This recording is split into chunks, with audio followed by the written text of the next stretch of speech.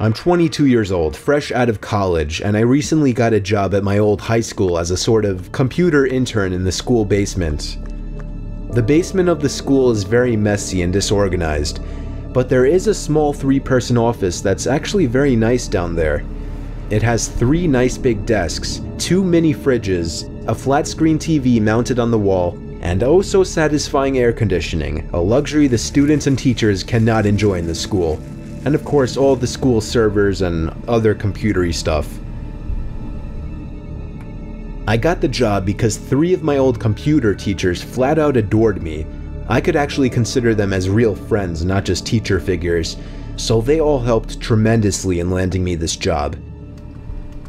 It's been great, until something that happened a few weeks ago. My 2 co-workers that shared the office with me, Dave and Gary, weren't in the office at the time. They were upstairs working on papers or whatever. I was eating my sandwich during my lunch break when I got a phone call from one of the women in the front office telling me the school was on lockdown and that somebody, possibly armed, had entered the school. There wasn't much that I could do other than turn off the lights because, surprisingly, as nice as this little office was, it didn't have an actual door to it, just a big opening, and the door to the whole basement didn't even have a working lock.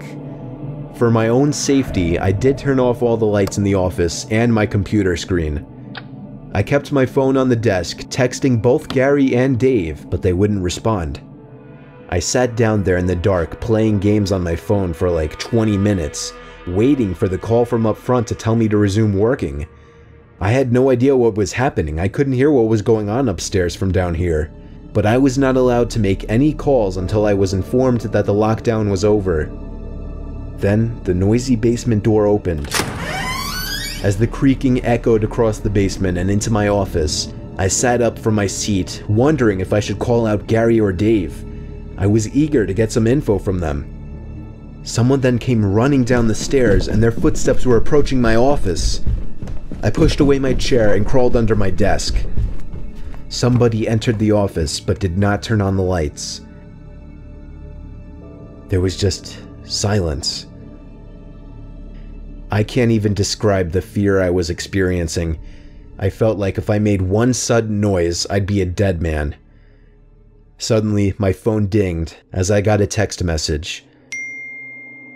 I felt my entire world shrivel up and die at that one moment as I clenched my teeth in fear. Footsteps suddenly moved closer to me until I finally dove out from under the desk in capitulation, begging whoever it was not to kill me. And just then, someone grabbed my arm and pulled me up. It was some guy in a red plaid button-up, jeans, and a reddish-black cap. He told me, "It's okay, I'm just down here hiding with you." "What's going on up there?" I whispered to him. He kind of ignored my question and asked me if there's an exit down here. I told him, "Yeah, around that way." Before he could do anything else, I asked him, "Who are you?" There was a brief moment of silence. Before he started explaining he was coming in to pick up his son, when a teacher told him to hide. After his explanation, I checked my phone and saw the text I received was from Dave.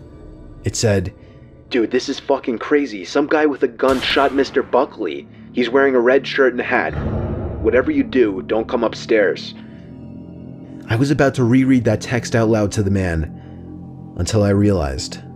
I looked up and felt my stomach sink. The man seemed to catch on to my suspicious stare. Panicking, all I could think to do was to run for the upstairs. A gunshot echoed through the basement and I could hear the bullet ricochet off something metal in the darkness. But thank God the bullet missed me and I made it upstairs. Fortunately, police were waiting at all exits, including the basement exit, and caught the man the second he opened the door.